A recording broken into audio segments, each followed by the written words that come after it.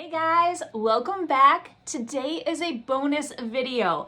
I am collaborating with Debbie Beard and a big group of creators. We're all collaborating together. We're kicking off the spring sampler set from DIY Paint. So I was challenged today to either pick Cottagecore or Dopamine Decor. I chose Cottagecore as my main gig. And you guys, I love Cottagecore. It's like such a gardeny, whimsical feel. And Dopamine Decor was definitely a challenge. So stick around, watch the video, and see how I upcycle a bunch of thrifted finds, many of them being Cottagecore, and then I was challenged at the end with one Dopamine Decor. All right, I hope you guys enjoy, and I cannot wait to hear what you think.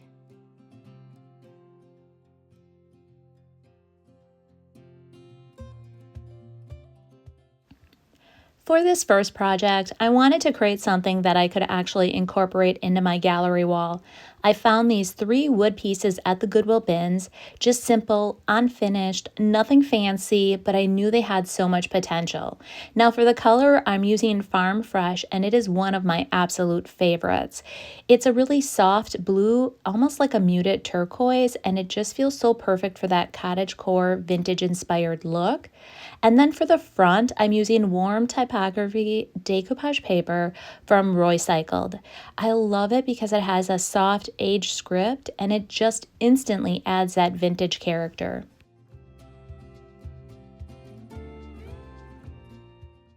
To apply the decoupage paper, I'm using Liquid Patina, which is definitely my go-to decoupage medium. I'm brushing a layer on first, then I lightly mist my decoupage paper. This helps activate the fibers, and then I lay it down and smooth it out.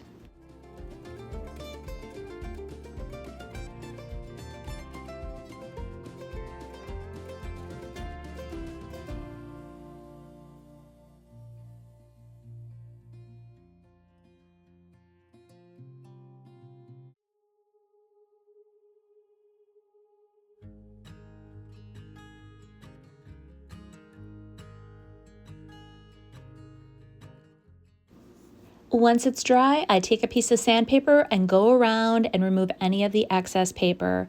After that, I use the DIY clear wax and I seal all 3 pieces.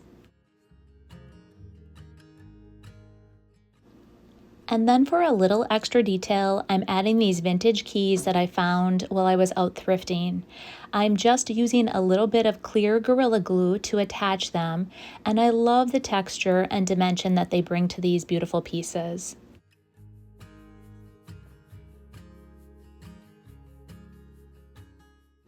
And that's what I really love about Cottagecore. It's soft, layered, and it feels like everything has a history behind it. These are going to be so pretty worked into my gallery wall.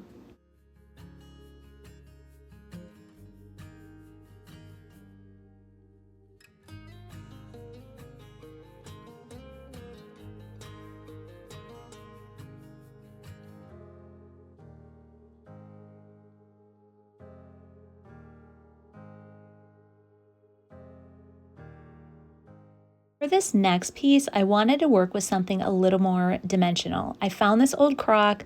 Well, I think it's actually a bean pot, and it has this really dark brown finish that just wasn't quite my style. So I'm gonna completely transform it using vintage linen, which is such a soft, beautiful, creamy neutral, and it instantly lightens everything up, and it's the perfect base for what I'm going to do. Once that dries, I knew I wanted to create a more layered and creative look to it. So I pulled out this crockery paper from one of my past makers boxes. And you guys, I absolutely love this paper because it has all those vintage crock markings, the numbers, the stamps, you know, all those little details that you would normally see on an antique crock. Instead of cutting it out with scissors, I'm using the wet paintbrush method, and I'm just going around each of the pieces that I want. And this is one of my favorite ways to work with paper because it gives you those really soft torn edges that blend so much better into your surface.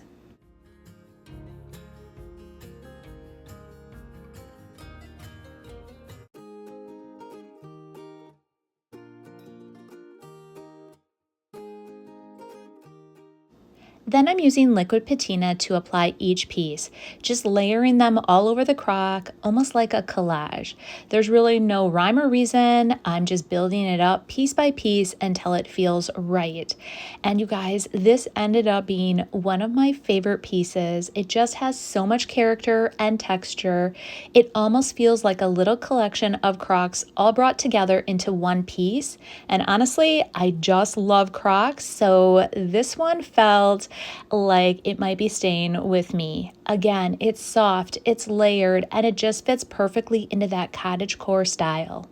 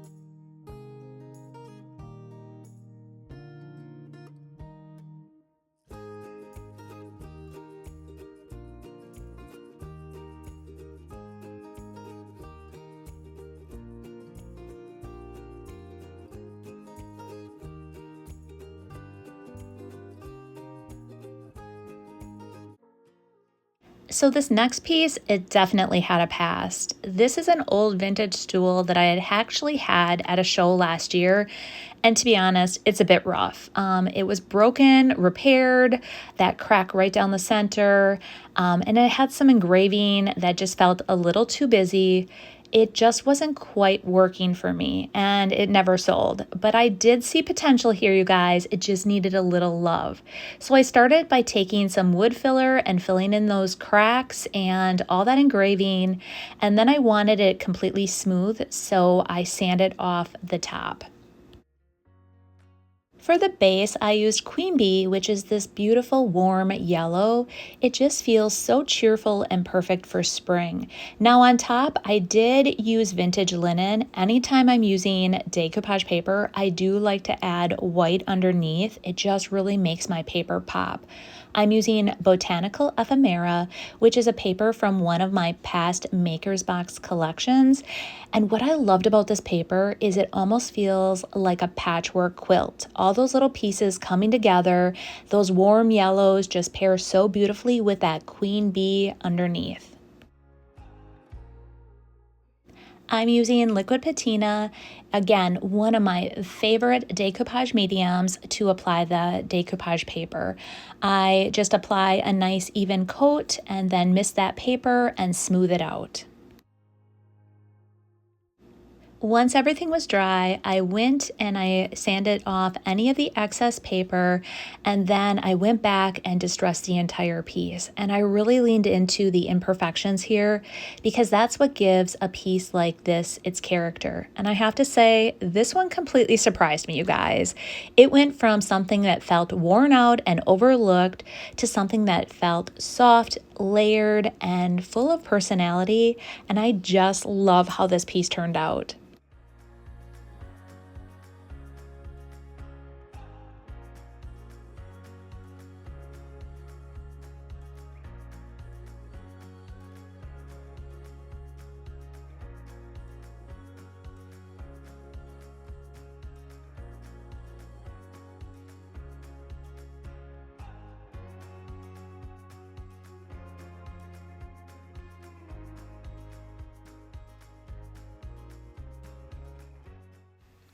Okay, so this next piece, you guys, I'm not going to even lie. This one pushed me a little bit out of my comfort zone. Okay, a lot.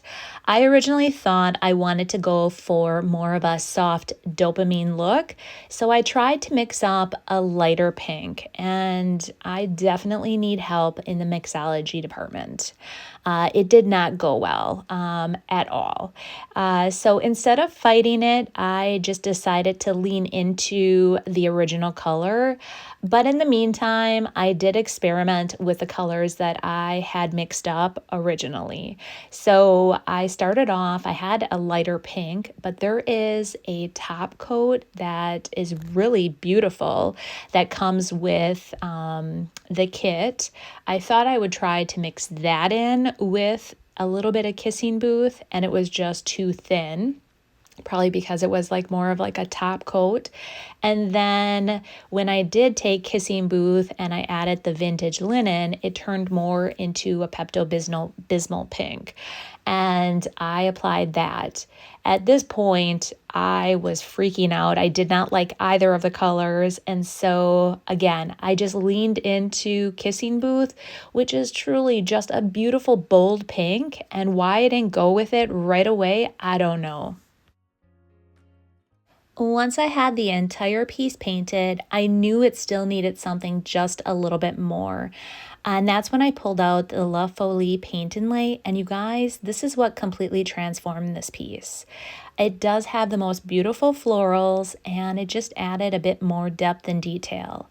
So the way I like to apply a paint inlay is I start with the entire piece painted with the base coat, and that's Kissing Booth today. And then I go in with a second coat of paint. And while that paint is still wet, I lightly mist that paint inlay and then press it directly into that wet surface. I do let that paint inlay dry completely, and then I come back to remove it.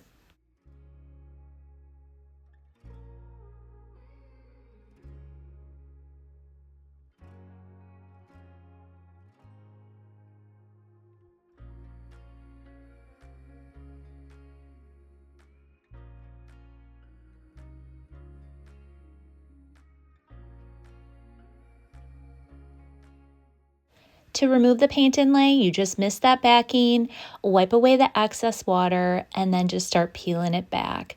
And honestly, you guys, this is so satisfying seeing that paint inlay embedded in that beautiful Kissing Booth.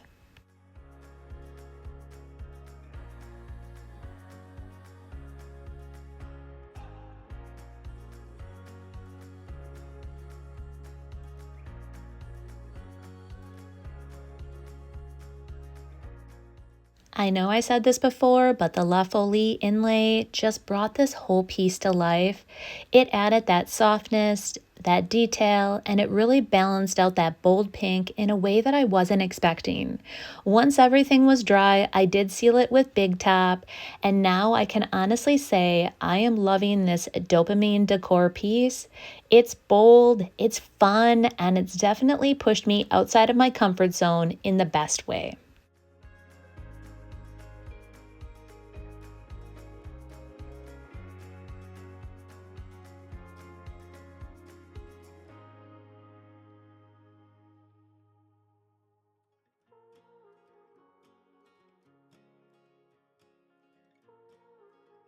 I hope you've enjoyed today's video and are inspired to go out and grab a sampler kit.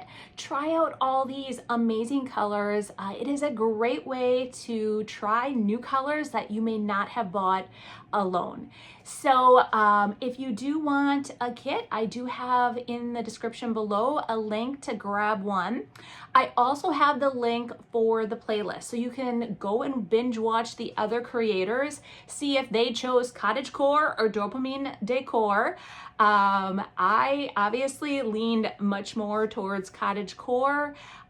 Even on my Dopamine Decor, I did add some florals too, but you could see that I was definitely challenged with that design style. I really loved this challenge, and I love the collaboration with Debbie Beard and the other creatives. So with that said, you are getting another bonus video from me, you guys, this week. Tomorrow, Friday, we are doing a chair in full bloom. So if you remember Deck the Chairs, well, we are doing a chair in full bloom and it will be released tomorrow at 5 p.m. So be watching for that one too. Again, I hope you've enjoyed today's video. And like I said, all the details will be in the description below. And we will see you guys tomorrow. Bye.